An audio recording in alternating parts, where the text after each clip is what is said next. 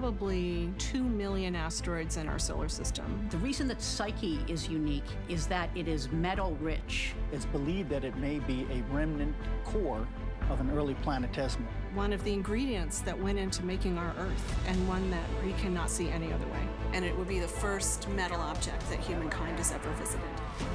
Studying the evolution of a planetary body is a detective story. I think the only thing we know is that it's not going to look like what we think it's going to look like, and it's going to be really interesting, whatever we find. Space is always more amazing than we can imagine with our minds.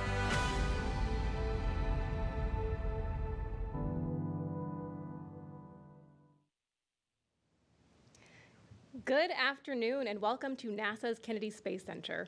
I'm Jasmine Hopkins and you are watching the pre-launch news conference for NASA's mission to Psyche. This mission will take us to a metal world for the first time and allow us to test deep space laser communications along the way.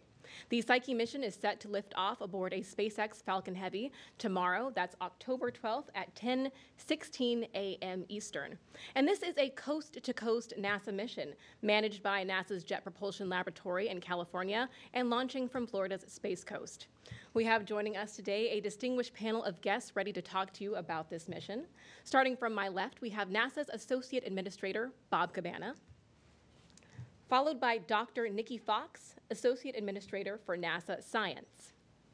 Henry Stone, Psyche Project Manager from NASA's Jet Propulsion Laboratory, followed by Tim Dunn, Senior Launch Director from NASA's Launch Services Program. Juliana Scheiman, Director of NASA Satellite Missions from SpaceX, and finally, Arlena Moses, the Launch Weather Officer from the U.S. Space Force. Our panel will be taking questions from the media here in the room, over the phone, and for those of you online using hashtag AskNASA. But before we get to those questions, they'll each take a moment for opening remarks. So, Bob Cabana, we'll start with you. Thank you, Jasmine. Well, it's always great to come back to KSC, especially for this amazing science mission we're going to launch.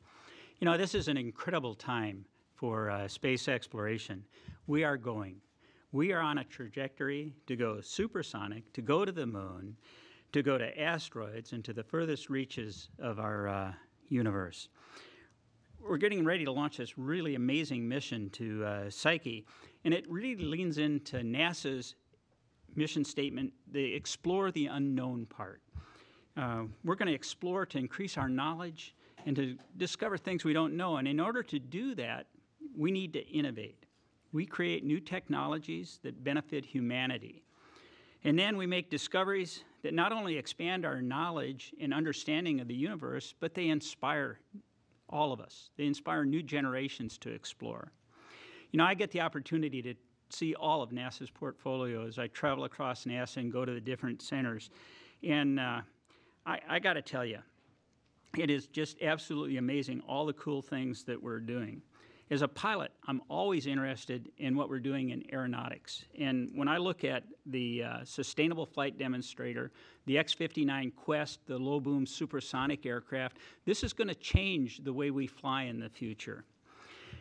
Then, you know, we've got another outstanding crew on the International Space Station. It's really hard to believe, but this December, it will have been 25 years since I had the privilege of laying the cornerstone of that amazing vehicle that's up there right now.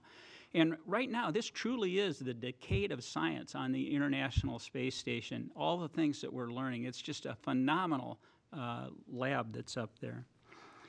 I'd also like to point out that the space station is just one of 20 missions that we have studying our own planet Earth. And a lot of people don't realize that the planet that NASA studies the most is planet Earth. Every time I come to KSC, I just love to see the progress that is being made on Artemis in going back to the moon and beyond and eventually on to Mars. And it's really important work. This is work that is important to our nation. It's important to advancing U.S. competitiveness. It's keeping us a global leader. And other nations look to us to continue to lead. And we're not just doing this alone. NASA brings the teams together, our industry and our commercial partners, our international partners, to explore beyond our home planet. We're making that happen.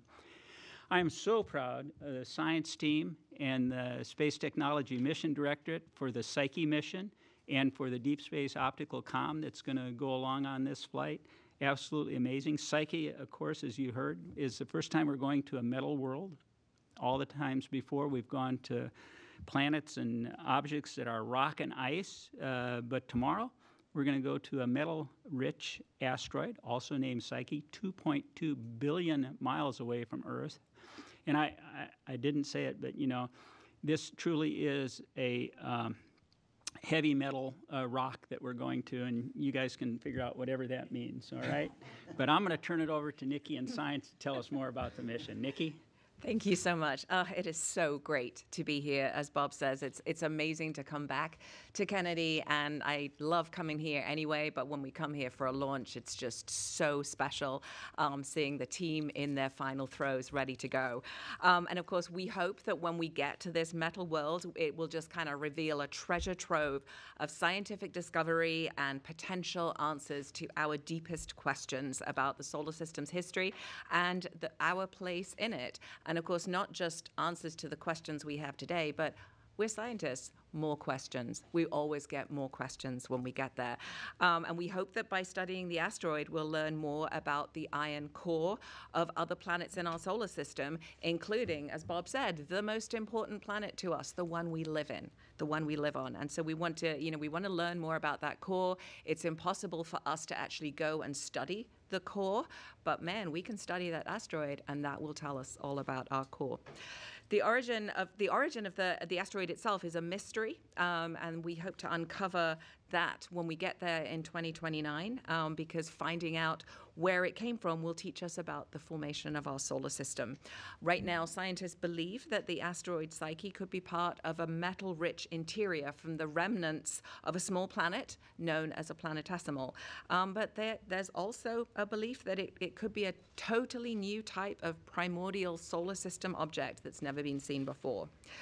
We have 4 science instruments on board the Psyche spacecraft, and of course that will help us study the asteroid, and I'm hoping that many of you were able to attend the science briefing yesterday where you heard all about the incredible science that we're going to be doing.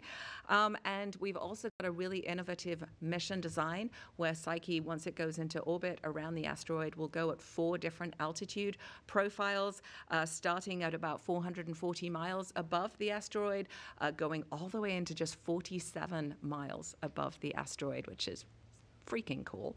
And then back up to the final altitude of 188 miles above the surface. And we'll just keep going, collecting all the information about the asteroid's mineral composition, the topography, all the element composition, the magnetic field, and of course the gravity. Psyche is our 14th mission as part of NASA's Discovery program. It's managed by the Marshall Space Flight Center. Our Discovery program really comprises low-cost, really high-quality, high-value planetary science missions led by a principal investigator. Of course, shout out to our current favorite PI, Lindy Elkins-Tanton, who will be watching her baby fly very soon. Obviously it enables NASA science to provide science missions that explore for the benefit of all and discover science that will last through generations. I do want to quickly acknowledge our contributing partners, the University of Arizona, for leading the Psyche mission, and that's our home institution of our amazing PI. NASA's JPL, Jet Propulsion Lab, responsible for the mission's overall management, the system engineering, the integration and testing, the operations, just doing a phenomenal job as always at JPL. Maxar Technologies, who delivered the solar electric propulsion chassis, the main body of the spacecraft, and most of the engineering hardware. NASA's Kennedy Space Center's Launch Services Program, who managed the operations, and they're kind of important, SpaceX. They're going to launch us on a Falcon Heavy rocket. Obviously, you know that Psyche was delayed from launching last year due to critical testing not being completed in time for the launch window. Man, is this year a totally different story. I am so proud of this team, the whole team, and I'm so happy to say that after a year of just nonstop work, we are absolutely ready to go. So I look forward to having Psyche. I have to mention OSIRIS-REx because you've all just seen those samples. So I'm really looking forward to having Psyche join OSIRIS-REx and Lucy that are exploring our solar system during Welcome to Asteroid Autumn.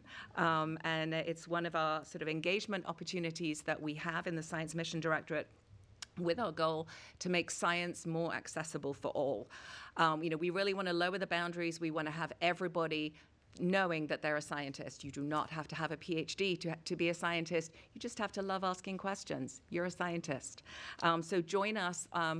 We also will kick off on Saturday. The Heliophysics Big Year kicks off with the annular solar eclipse. That's another great way to interact with NASA science, and also our Earth Information Center that recently opened at NASA headquarters. You can also see that virtually. Again, please join us. Join us and do science. For today, we are ready. We have a heavy metal mission. We're going to rock and roll it. Go Psyche.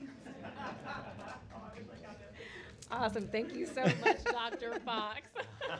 Posing for the photo. Wonderful, Dr. Fox. All right, now let's hear from Henry Stone. All right. Good afternoon, everybody. And it's just a real pleasure to be up here and for all of you to be joining.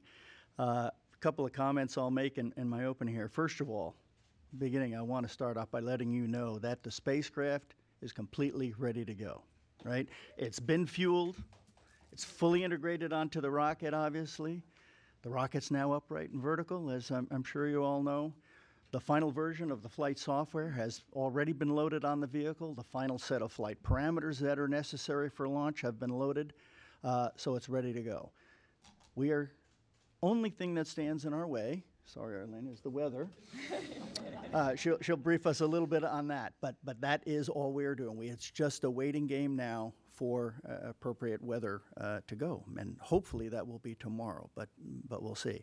I would like to show a couple of pictures here, just kind of evidence of some of this. Where are my pictures? Okay, so starting on the left there, you can see the spacecraft mounted up on top of the IMA, which is a shock isolation device, the PEF below that, and then the PA, the PAF at the bottom, which is our payload adapter fitting, and that's where we then attach on to that beautiful rocket that we're going to be taking off on. I love the next picture after that. You can see the fairing during the integration activity there. And if you look right down the center of the opening, you'll see the spacecraft poked in, and then we closed and sealed her up. So it's in the fairing on the rocket and ready to go. So you're all probably sitting there asking, okay, well, so what happened? We were going to go off last week. We moved it to today. A number of weeks ago, we were doing some additional testing at JPL on the cold gas thrusters. We're to further do some characterization to provide additional data out of abundance of caution and everything else for our operations team, to have more data so that when we're in flight they could understand exactly what was going on. During those tests, we discovered a discrepancy with some earlier tests that we had run way back that we were using in the thermal control of those devices. Needless to say, we were concerned about that, so we embarked upon a program over the last several weeks to do further testing on the actual flight spares that we have. And as a result of that, we determined that it was necessary to make some adjustment to our flight parameters. And that's something you don't do willy-nilly and just wing them out there, right? So we wanted to make sure we took the time and needed a week to make sure that we ran all of our testing and our verification again, that the adjustments to those parameters would be appropriate. This is a huge investment, a mission like this, and we wanted to be absolutely sure that we are ready to go. And we completed that activity in the scheduled week that we took. We reviewed those results with the headquarters and all of the various stakeholders, and as I say, we're ready to go. I think the other thing I'd just like to spend a few moments on is give you, and you'll probably have some further questions, but a preview on kind of what to expect, right? What's the initial timeline here? When are we going to hear from the spacecraft and that were off and running. So the spacecraft will be powered up about 5 or so hours before the actual launch, and that will be handled by a crew of our ATLO, our Assembly Test and Launch Operation team that's been located down here at the Cape. They will handle that in conjunction and parallel with the operations that are taking place on the launch vehicle in preparation for the countdown. We will go through the countdown with the launch vehicle. The spacecraft itself will be transitioned through an initial test mode when it's initially powered up into a pre-launch mode and the launch state, all configured finally at the end. Then that great rocket's going to blast us off and mark the actual start of the mission. Separation of the vehicle, of the spacecraft from the launch vehicle occurs approximately 1 hour after launch. And the vehicle autonomously, the first thing that it's going to do is to stretch out those big, beautiful solar arrays that you see there. This is a solar electric powered mission. Those will be deployed autonomously, one at a time, all of the 2 wings going out and spreading out. The spacecraft will autonomously be using sun sensors to search for the direction of the sun so that we can orient the vehicle, get those sun panels directly on sun and go power positive so we are no longer using the batteries to power the vehicle. Shortly after launch, when we do that and when we're looking at the sun, we're going to be generating 20 kilowatts of power on board. At that point, we will start to rotate the vehicle very slowly. Because we may or may not have our low-gain antenna for communicating to Earth pointed in the view towards Earth. So we will rotate and spin because Earth will kind of be off to our side, right? And once we detect where it is, start picking up carrier and potentially telemetry, we will send a command to the spacecraft to continue one more rotation until it gets right to that point to get us lined up. To have the low-gain antenna pointing to Earth so we can actually start on our continuous communications. So it's really going to be those set of operations are going to take roughly about 2 hours or so after separation before we are assured or have high confidence that we will have locked in, be in position to start to get actual telemetry.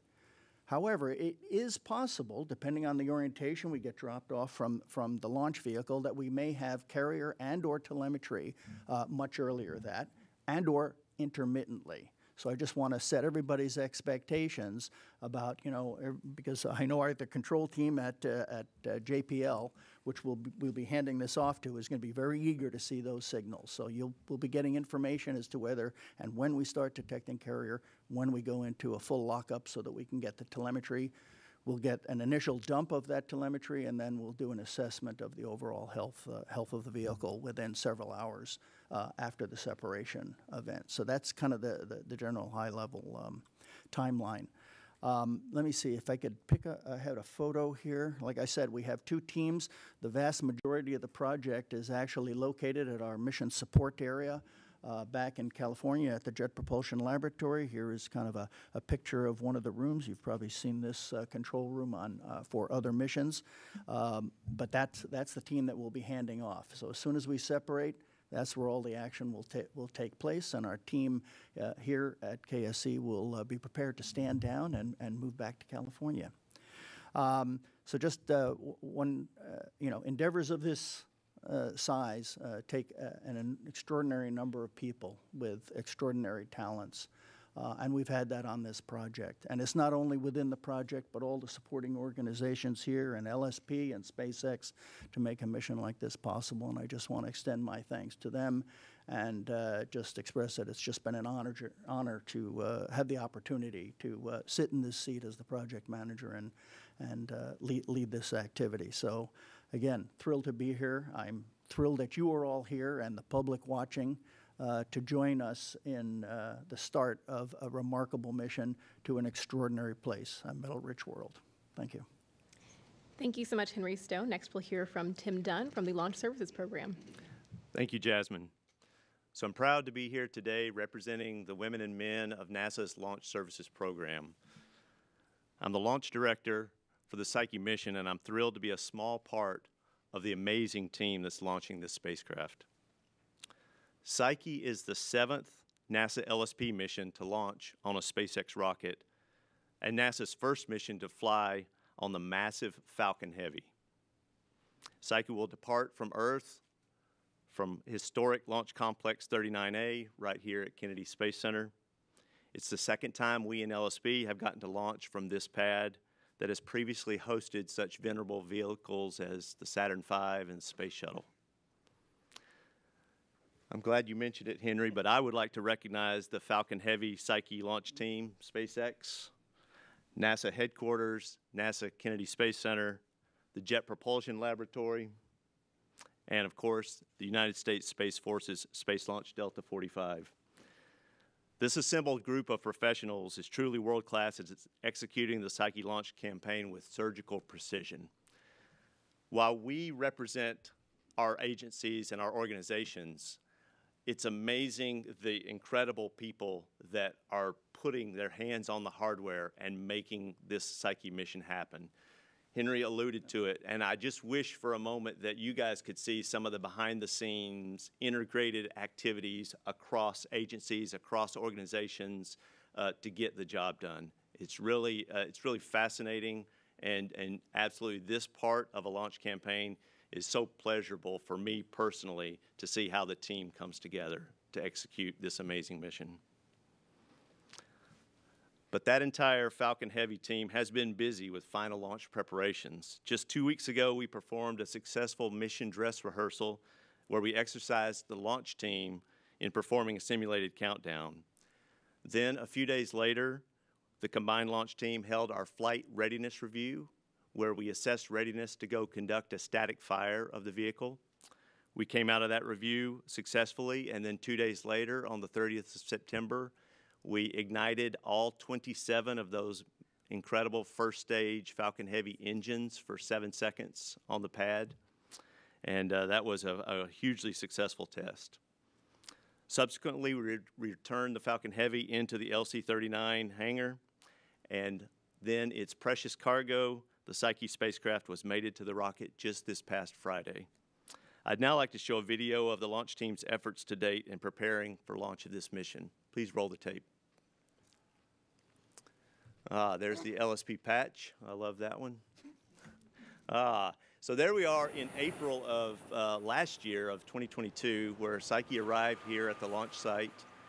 We got it into its first payload processing facility here at KSC, and we later transitioned it over to Titusville to Astrotech. Here you see the solar arrays arriving at Astrotech and being mated to the Psyche spacecraft. You're going to get a beautiful view there of the extended solar arrays there. About 25 meters across, that's about 81 feet. There is the stowed configuration of Psyche and being encapsulated with the Falcon Heavy payload fairing. There's rollout. That occurred just almost a week ago, last Thursday evening, where we rolled out, headed out to Complex 39, and that is a glamour shot of Falcon Heavy right there in the hangar out at 39A. This was at noon yesterday as we were rolling out of the hangar on our way up the ramp to the pad deck at 39A.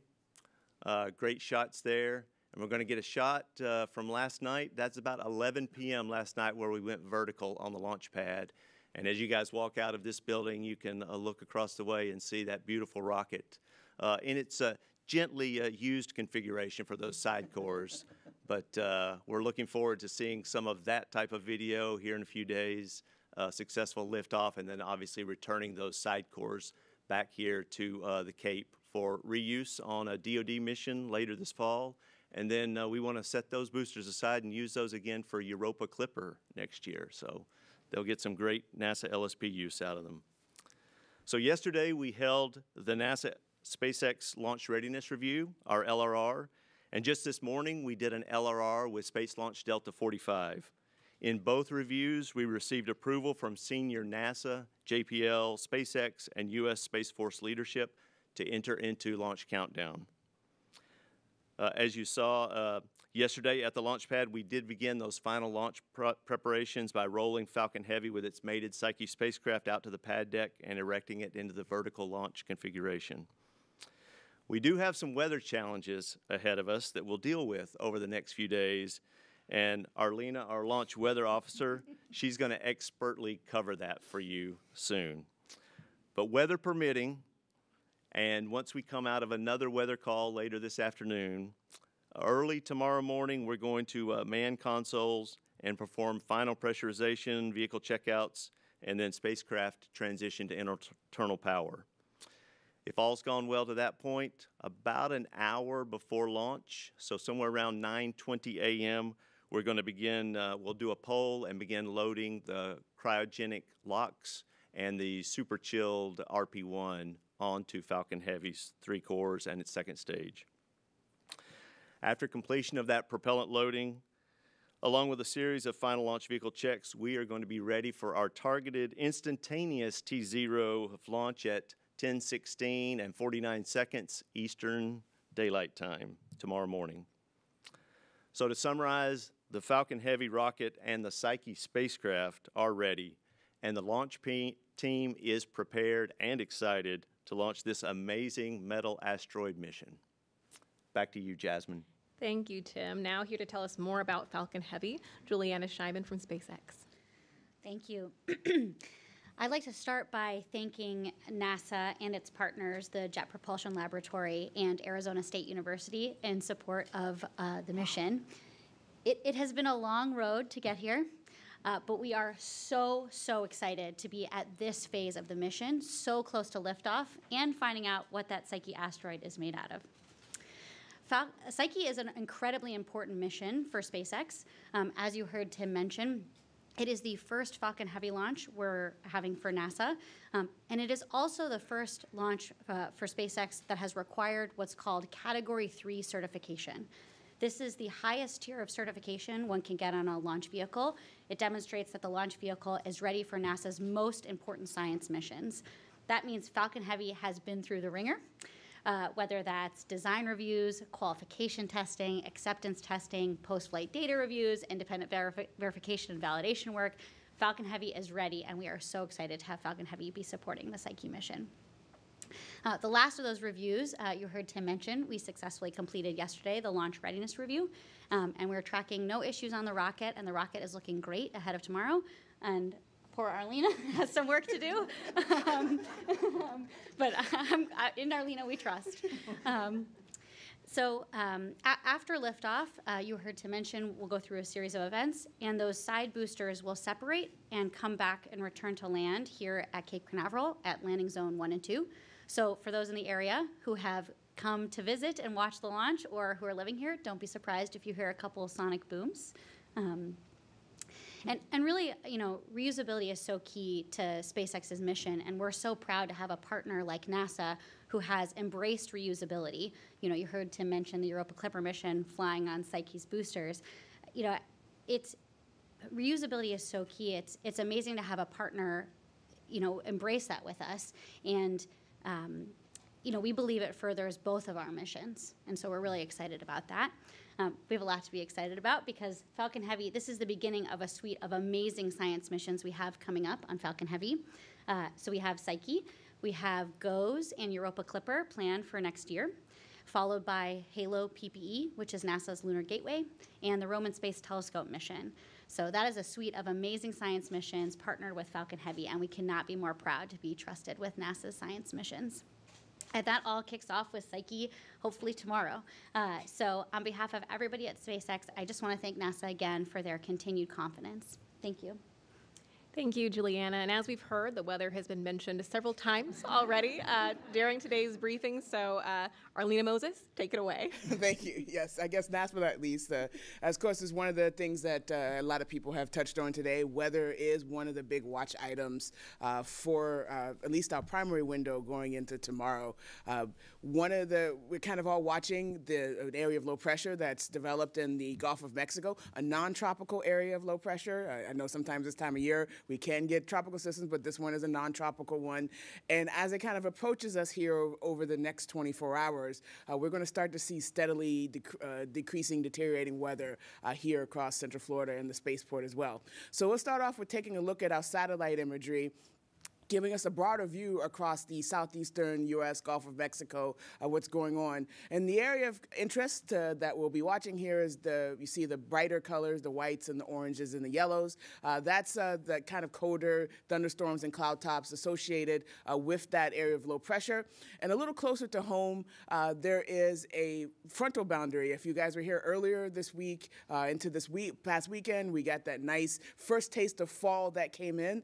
That same cold front that went through us a couple days ago is now lifting back north across the Florida Peninsula, expected to arrive here late this evening into the overnight hours with the mention that steadily deteriorating weather, going to be a concern for strong winds, going to be a concern for heavy rainfall, and of course lightning, another concern here going forth kind of overnight. Now, one of the good things, I guess, with some of the latest model runs that we've been looking at is that it looks right now that that warm front is going to be a little north of us as we go into the first part of tomorrow morning. And what that's going to kind of help us out with is that should take a lot of the heaviest rainfall and best chances of storm north of us. However, we still will have a very unstable atmosphere, so there still may be some storms and rainfall around, probably lots of cloud cover, all of these things that we have concern for with our rocket launches and our Lightning launch commit criteria, which are those safety criteria that we monitor to make sure that our rocket launches stay safe. And if we want to take a look at the forecast here, we can put some numbers to kind of the general thing we've been talking about. One of the main watch items now has kind of shifted from just the storms in the area to our liftoff winds. Behind this warm front, and especially with that area of low pressure coming towards us, we expect winds to pick up very quickly out of the south and southwest. Could see 20 to 25 miles an hour, likely some stronger gusts with that as well. That's once again starting this evening and going through our launch window tomorrow morning. So right now we have 20% go conditions for our window Thursday morning, with also some concerns for anvils, which are the tops of thunderstorms. Those can produce lightning as well, and surface electric field rules, which is monitoring the electric fields here on the ground with some of our equipment. However, if we go to the next day, our first backup window Friday morning, conditions improve kind of dramatically. There's been a little back and forth with some of our models as to exactly what happens, but the general trend we expect is that low pressure is going to move into the Atlantic Ocean off to our east and bring the front back. We can't get rid of it. Bring kind of the boundary back into us, maybe just a little bit of drier air to help us out. Definitely lower winds as that approaches. You see, we're only looking about probably 7 to 12 miles an hour in that time frame. So for our first backup window Friday morning, 50% chance for go conditions, with our concerns still being associated with storms in the area where we have anvil clouds, some thick clouds, which is layered clouds, as well as cumulus clouds, which get associated with storms. Now, looking at Saturday morning on our third backup window, here is still about the same probability there, our 50% chance of go, and fairly similar conditions here where there may be some storms around, but we expect most of any storms to be after our morning launch window. So if you're here in kind of the afternoons, it may be a little more stormier in the afternoons at that point, and winds picking back up from the west-southwest, though not as strong enough, we think right now, to be a launch weather concern going into that. So as we kind of already talked about, right now, forecast not looking the best, but a little bit of hope there with improvement, and something definitely our launch weather team, while we'll be monitoring and working with our partners at SpaceX and NASA to keep them up to date with the latest changes in our weather tomorrow. So we'll do our part to help get the rocket off safely tomorrow morning, and if not, we'll look at our backup days there. But overall, I think have a little more hope now today. I know a lot of people don't, but have a little more hope today than we've been looking at, despite that 20% go conditions for tomorrow. Thank you. Good to see that little bit of hope for this weekend, Arlena. We appreciate that. And thank you to our entire panel for those opening remarks. So now the floor is open for questions. For media here in the room, please raise your hand and give us a moment to get a microphone to you. For those of you on the phone, please press *1 to enter the question queue. And for those of you joining the conversation online, don't forget to use #AskNASA. So we'll start here in the room. We're going to start on this corner right here. Yeah, hi, Bill Harwood, CBS News. Two quick questions. One question, this is probably for Lindy, but At most of these news conferences, I've heard anything from 5 metal-rich asteroids are known to 9 metal-rich asteroids are known. What's the best number to put after the word about in our stories? And a launch question for you guys. What are the scrub recycle options with the Falcon Heavy? I was under the impression if you fuel it twice and don't go, you have to stand down 5 days to replenish commodities. But could you walk through that for us, just in case it comes to that? Thanks. Yeah, I think I should start there. I'm not sure. I'm getting the finger count. 9. Yeah, it's. The answer's 9. It's 9, but Psyche is by far the largest, and that's why we want to go to it, because the smaller ones are more likely to have been changed by things impacting them, whereas the big one we think is going to be completely unchanged. And I also want to apologize to Lindy. I was talking about OSIRIS-REx earlier. I said she was from the University of Arizona. She is from Arizona State. Arizona State, Devil Horns, Arizona State. I'm so sorry, Lindy. I'll take that second part of the question, Bill. So what you're hearing on the limitations for recycle attempts is due to the vast quantity of densified locks that we use for each attempt with a Falcon Heavy configuration. That's a lot of locks we're putting on the rocket. So we have the capability to do 2 consecutive attempts by loading and counting all the way down to near T0, and then if we scrubbed out, we could do that again a second day.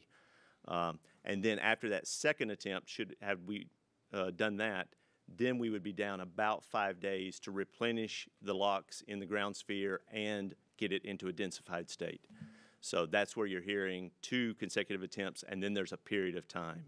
So obviously, knowing that that constraint on the launch operations, we handle that very carefully when we make the decision about an hour before launch on whether to load that day. So we're looking at weather, we're looking at are we working a launch vehicle issue, a spacecraft issue, so a lot goes into that. So just glancing back over the last 11 months, SpaceX has launched 4 Falcon Heavies.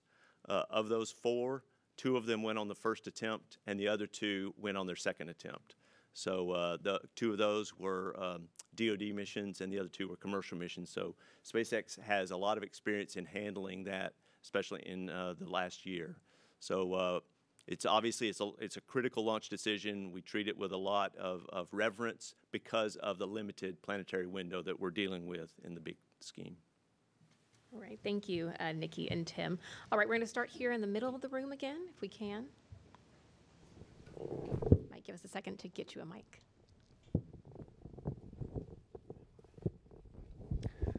Hi, Josh Jenner with Space.com. My question is for Henry. You mentioned adjustments made to the flight parameters for the spacecraft. Are these trajectory adjustments? Are these mechanical adjustments to the spacecraft? Can you go into a little more detail? No, the parameters were associated with some of the guidance, navigation, control, and fault protection parameters to make sure that we didn't overdrive these thrusters and overheat them. So it has nothing to do with the trajectory. In fact, those changes will have nothing to do with when we arrive or anything like that to the mission at all. Thank you, Henry. Over here in this center of the side of the room, thank you. Stephen Young with Spaceflight Now. For Bob, it's been 33 years since your first mission, and back then NASA had a reputation for openness and transparency. I've been covering the space program for 35 years, and I have to say it has never been as difficult as it is today to get timely and accurate information from NASA. In the case of Psyche, I believe NASA knew for at least a week, perhaps longer, there was a problem with the thruster that was not divulged. And then when the launch was delayed, I think that decision was taken 2 days before we heard anything.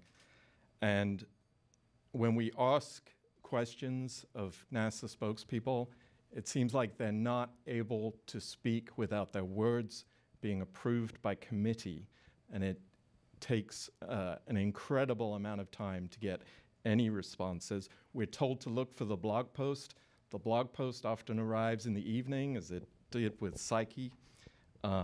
It often reads like gobbledygook, to be frank. And often results in more questions than we have answers for. And this is not a problem with any particular directorate. It's an agency-wide issue. And in many ways, this is a follow-up to a question that Bill had to ask after the Crew 7 launch back in August, when we also did not hear that that mission had been delayed. And NASA would not confirm it on that occasion either. So I am asking, my question is there anything that can be done with that you and your colleagues in NASA leadership to empower your spokespeople, your great team, to answer our questions and to restore NASA's reputation for openness? Well, thanks for the question, Steve. First off, when you started out there, I thought you were going down the road that I'm really old. But now, thanks, Bill. Let me just say I appreciate the question, and I understand what you're saying, and let me look into it and see what I can do, okay? Thank you so much, Bob. Right, back here on this side of the room with the little lantern. Thank you. Stephen Clark from Ars Technica. I think mine's pretty simple, but hopefully I can get an answer. What's the wind limit for Falcon Heavy? What's the speed we should be watching out for in the weather charts tomorrow? So, yeah, we're looking at right around 31 miles per hour is the liftoff constraint. When we're in the strong back with the clamps around the rocket, we can tolerate higher winds than that. But to commit to liftoff, that'd be the limit we're looking at, Stephen. Thank you, Tim. Back to the room. Let's go on this side here, right here in the center. Scott Bordeaux, Arizona State University. Arlena, you said there's a weather call, your weather meeting this afternoon. When's the latest you can make a call on whether tomorrow is a go or not, or the soonest you have to make it? Well, that question and that decision is made in conjunction with not just us. It's a group decision that we make with all our leaders across SpaceX and NASA as well. We provide the information to help with the decision, think what's best, taking all the different factors into account for the mission. Yeah, and I can add on to that. Yeah, we ask a lot from Arlena on continually providing the senior management team with weather data, and so we've asked for a 5 p.m. Gathering this evening. We're going to take her forecast, and then we're going to make a call as to whether it's prudent to bring the team in for a launch attempt tomorrow. There's a lot of reasons why it is. Exercise the team through the initial part of the countdown. See what we can learn up to the T-minus 1 hour, even if we're looking at only a 20% probability of going tomorrow. So if it's just dire circumstances that we get later this evening with the most recent data, we might choose to stand down, not exercise the team coming on console tomorrow, and then defer to a first attempt on Friday. Thank you, Arlena and Tim. And then we have one right here in the front of the room. Hi, Ken Kramer, Space Up Close. Thanks for doing this. Just to follow up on Stephen Young, I think a little more openness would be great, and also the new website has a lot of issues. Maybe you guys could work on that, and more direct information about the launches and the landings and the Twitter feed you had before. It's not there now, and I think that would be really helpful if you could put some of that back. Thank you. So I could ask you all a question. And good luck tomorrow. But let me ask about, go back to the weather, the three of you. You talked about the launch weather, but what about the landing weather and there's been a lot of turbulence. Landing weather and the upper altitude winds. What is that looking like for these next couple of days? Yeah, sure. Talk about the altitude winds. Yeah. Well, I think the thing to so as I mentioned, the side boosters for Psyche are coming back to land, not out to a drone ship. And so the benefit of a profile wherein we have ascent and then return to land, the conditions are very common between those that are required for launch and for recovery. And so I think it's just important to highlight that we'd be looking at those same conditions essentially for ascent and recovery. And you can talk about the weather. Yeah. So to add on to what you just said, we have a vast array of monitoring equipment here at KSC and Cape as well for both launch and landing. And we're constantly monitoring that and providing that information real time with that. There's a lot of intercommunication to make sure that we're staying within the limits, and also not just what's actually happened, but forecasting what we expect to happen based on the trends that we're seeing as well. Thank you. And now we're going to go to the phone lines. We have Jeff Faust from Space News. Are you with us? Yeah, good afternoon. Question for Henry Stone. You mentioned the changes in the flight parameters because of the thruster issue. How will that affect spacecraft operations, particularly when you get to Psyche? Will you have to change how you orient the spacecraft or handle other spacecraft operations when you get there because you're operating the thrusters differently? Thanks. Yeah, that's a good question as well. We don't anticipate any changes to how we're going to actually fly the mission. The adjustments affected some of the timeline margins that we already had, but we'll conduct the same operations when we get to the body, so there'll be no impact. Thank you, Henry. Next on the phone, we have Sawyer Rosenstein from NASA Spaceflight. Hi, thank you for taking my question. I have two quick ones for you. First, I know that SpaceX just tweeted that Psyche is a big priority in terms of upcoming missions. Are there any kind of rules that are in place to define that priority, especially with, I know there was the Starlink attempt that scrubbed a few days ago. And the second question would be, I know they're talking about reusing boosters now with the Cat 3 certification. Is there any potential for NASA to reuse fairings in the future? Thanks. Take that one, or do you want to take it? I'm happy to. You take the priority one. Sure. And I'll add it. Yeah, so like I said, everyone at SpaceX is incredibly proud to be supporting the Psyche mission. We've been working here as a team for quite some time, and we were so honored to have Dr. Elkin Stanton give a brief to everybody at SpaceX. And again, we're just so proud to be supporting the Psyche mission and the suite of science missions we have coming up. One of the things that we do in close partnership with NASA and the Launch Services Program is make sure that we only fly when we're ready to fly and when the vehicle is safe to fly. And one of the key aspects of that is post-flight data review, basically making sure we're looking tip to tail, not just at the vehicle that we're launching for this mission, but also the suite of missions we have launched prior. Psyche will actually be our 271st launch of Falcon. Falcon 9 and Falcon Heavy. So we have a lot of amazing data about our vehicle, how it performs, what we expect. And we want to make sure that we preserve sufficient time to partner with NASA to make sure that data is reviewed. So the specific instance you're talking about, we wanted to make sure as an integrated team we had sufficient time to review all the possible data that we could to make sure Psyche was flying and safe to fly. And we're excited for tomorrow. Do you want to touch on the fairing part? Well, I'll just add, obviously, the separation from previous launches to a NASA launch, that's something that LSP is involved in, and we have requested certain setbacks.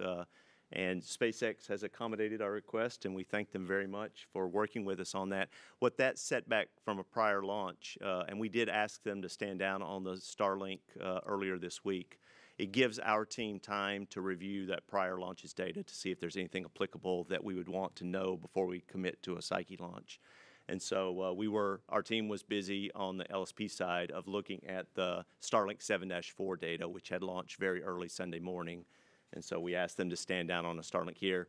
SpaceX accommodated that request. We have a very close partnership with them on this specific topic, and we do a lot of dialogue before those committing to the NASA mission. And so we appreciate that, Juliana. Thank you so much. As to reused other hardware other than sidecore boosters, we weren't ready for reused fairings on Psyche, and early next year we won't be ready for our first couple of missions in 24. But we have begun the dialogue, and we are working with SpaceX, and I do see LSP and NASA reusing fairings in the future. Now, is that late 24 or early 25? That's probably the general time frame that I would guess. Thank you, Juliana and Tim. Before we get back to the room, we do have one more on the phone. Jim Siegel from NASA Tech. Are you with us? Yes, I am. Thank you for taking my question, and hi, everybody.